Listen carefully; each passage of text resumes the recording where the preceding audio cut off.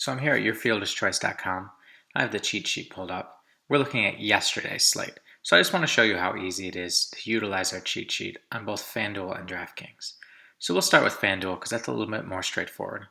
So looking at FanDuel here, you can see we start with our pitchers. All sorts of info here. And the first thing you see is some projected ownership. For cash, this is my suggestion. Start with the projected ownership because you want to nail chalk and go from there. So we could see yesterday that Yu Darvish was the clear top projected play on FanDuel, and he delivered. If we scroll down now and move on to catcher / first base, we can see again we have all this data for all these players, their pricing, some stats, their order, Vegas totals, etc. So moving on, you can see now that Rhys Hoskins really stands out. 25% projected ownership, second in the lineup, high Vegas total. We also have some options like Freddie here, but Freddie's 900 more, which is going to be hard to do with us using 9.9K on you. So if we were to plug in Hoskins, then moving forward to second base, you can see we've got Brandon Lowe really stands out here. Again, batting high in the order. He's got really high stats. He is well ahead of everybody else projected ownership-wise. Moving on to third. Again, another position here. Devers well out in front of everybody else. He's got solid stats, batting high in the order, high Vegas total. We also see down here that we've got Jose Ramirez, also projected high. Decent numbers as well, not quite as high as Devers, lower total, and then you take into account the fact that he was 900 more, and Devers becomes the pretty clear play. Moving down to shortstop, again, we have a few options here. We've got Trey Turner projecting at 20% ownership, Lindor at 18%. Looking at numbers, again, fairly similar. We can see Lindor's are a little bit better, and they're similarly priced. So this would just kind of be a wait and see how your build goes. I would not put either of these guys in. I would move to the next position and come back to shortstop. Moving down to outfield, we can see that we've got Bryce Harper well out in front of everybody else, red hot coming in high Vegas total. With that high of projected ownership, that's a great place to start. We also have Mookie down here, similar price, but if we look at Mookie, the numbers are lower, the projection's a little bit lower. So what we have here when we have two guys this pricey, both projected at ownership, it's not saying that you need to jam both in, because that's going to be hard to do with an expensive pitcher. But what that's saying is that most people are going to have one of those high-priced bats. So in a scenario like this, I'm looking at Vegas totals and stats. And then if I'm still not unsure, I'm going to look at a game log, which if you would have looked at the game log, both guys were hot. But Bryce Harper is actually even hotter than Mookie. He's been more consistent. I believe going into yesterday, he had like an 11-game hit streak, whereas Mookie has been a little bit more boom or bust. So if we were to plug in Harper, and then we look at some other options, we've got Juan Soto down here, but again, too pricey. We've got Randall Grichuk up here. Again, red hot, batting high in the order. So if we plug him in, and then we come down here as well, we've got another 19%. That's McCutchen, 2.4K. Bellinger's too expensive here. JD too expensive here. So we would essentially fall into Grichuk and McCutchen as our values, and then kind of go from there. We have an option like AJ Pollock as well. When you have a bunch of guys pretty close like this, you could just feel free to use a utility spot for your favorite play and go from there. So using that method, like I say, we would end up on FanDuel, we would end up with you, Travis Rhys Hoskins, Brandon Lowe, Devers, one of Trey Turner or Lindor, depending on how much salary we have on the board, Grichuk, Harper, McCutchen, and then utility could have been whatever really you were comfortable with. You could use projections or projected ownership there. You could use stats there. You could use a little gut there. And you would be okay because you would have been nailing the chalk plays. So now if we come over here and we take a look, I've inputted that data into Fantasy Cruncher, and crunched our projected ownership. And this is the lineup that it spit out. As you can see, a lot of what we just highlighted, you, Reese, Lowe, Devers, McCutchen, Bryce, and Grichuk were all plays. We said that looking at the cheat sheet were pretty easy plug and play. And then in this scenario, it gave us Trey Turner and Pollock. You can see that literally everybody here crushed for us with the exception of Pollock. 238 is a great score. That cashes with ease. Even if you would have gone a different route with these two spots, you were going to cash with relative ease. If you go Lindor, Lindor also had a good game.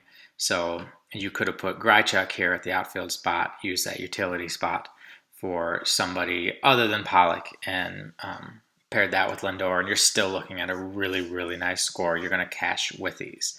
And you can see that was just the cheat sheet. It was pretty straightforward.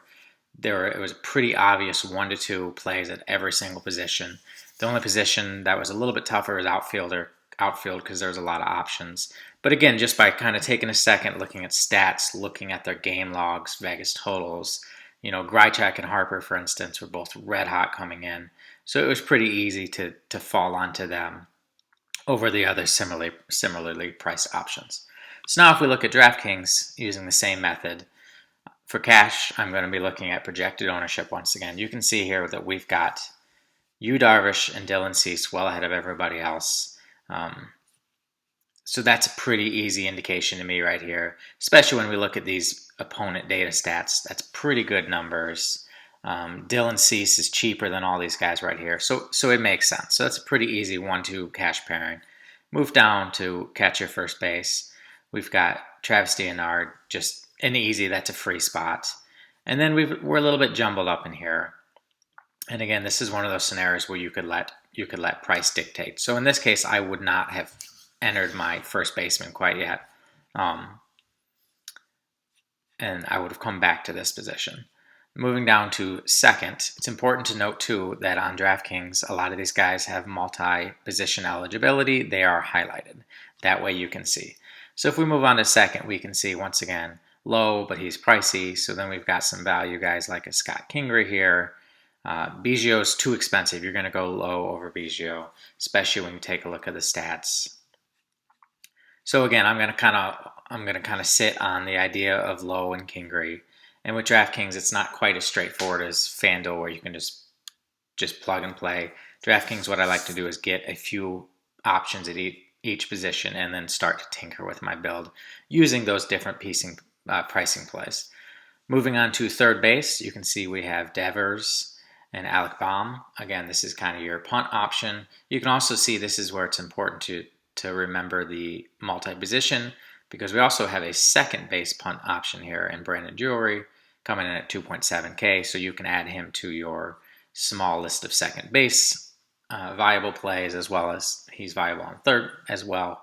Again, you can see he's showing some ownership, and essentially you're just looking at a punt play with a nice Vegas total and a nice matchup. Moving down to shortstop, you can see that we've got Trey Turner spending up, but he's quite pricey. So then we've got Chris Taylor here. Looking at Chris Taylor, you can see he has pretty nice numbers actually coming in at projected ownership. That's your clear punt option at shortstop. Moving down to outfield. Outfield is pretty straightforward here for DraftKings. You've got your two very cheap values and then Bryce Harper. They really kind of ran away with the position. If you weren't comfortable there, you could have considered these guys, but the cheat sheet is essentially telling you, hey, here's your three outfielders. So now I've got a handful of plays at each position to consider. Again, if we go to Fantasy Cruncher, I've already inputted the ownership. If you were just to go strictly off ownership, this is the lineup you would have landed on.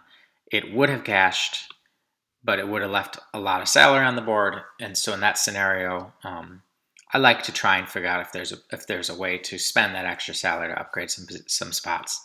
So this is one of the options you would have fallen on. Again, these are all plays that we mentioned, and you can see our score went up pretty good here, and we're easily cashing with this take. And then if say you were looking at that and you were like, I really want to play Brandon Lowe. He's got really nice numbers. He's been on fire. So again, this is because I've got a few punt options at each position that the cheat sheet has pointed out. I could come in, lock in Brandon Lowe, which I've done here. You can see now I've still got a bunch of plays we talked about. The only one we didn't talk about was Travis Shaw, but if we come back in here, we can see that he, I believe, is listed at third. Travis Shaw here, so 8.35%, so that makes sense. He was batting high in the order, high value team, or a high Vegas total. And again, here's where that multi-position eligibility comes in. So going back looking at that lineup, this ends up being all plays that make sense, utilizing some of that MPE multi-position eligibility, and again, even better score here. These last two, actually all three of these cash easily in cash games, all three cash easily in tournaments as well, especially that last one. And again, it's pretty straightforward. We've got our three pretty obvious outfielders, our two pretty obvious pitchers, our pretty obvious catcher, and then this middle section is where we had a little bit of flexibility. We could play around with it and kind of build from there. But again, you can see it doesn't take a ton of time to do this. 10 minutes, you can sit down, tinker, look at some stats. The cheat sheet is updated all the way up till about 15 minutes before lock. So it's going to give you really accurate representation of projected ownership. It's going to give you those stats. And the really cool thing about our stats is our stats are based on not only handedness of the batter, obviously, but of the opposing pitcher. So for instance, if we were to look back here, one of the plays we pumped up in our article was Tim Anderson, who ended up going nuts. Well, you can see we come in and we look at Tim Anderson. He's a righty facing a lefty. He crushes lefties. And he came through yesterday. I believe now he's had homers against two lefties in a row. You can see his WOBA and ISO are just off the charts. So that's one of the cool things about the stats. And while I suggest projected ownership for your cash builds, I really suggest on top of our GPP article, take a look at these stats when you're building tournaments. And again, like a Tim Anderson here, you can see just pops off the page. They've got a high total. He's batting leadoff. He's got huge stats. That makes an absolute perfect tournament play, and he delivered. So that's kind of how you use the cheat sheet. It looks a little daunting at first, but once you get a feel for it, it's actually super easy to use. Yesterday, for instance, it was free money. You were going to cash on both sites simply by following the cheat sheet. It was going to lead you to about 2 or 3 builds and on each site, and all of those builds were going to cash. Again, just utilizing the cheat sheet, the projected ownership for cash, utilizing if I've got some questions as to which plays better, that's where you start to fall onto the stats to break some tiebreakers, etc. So easy as that.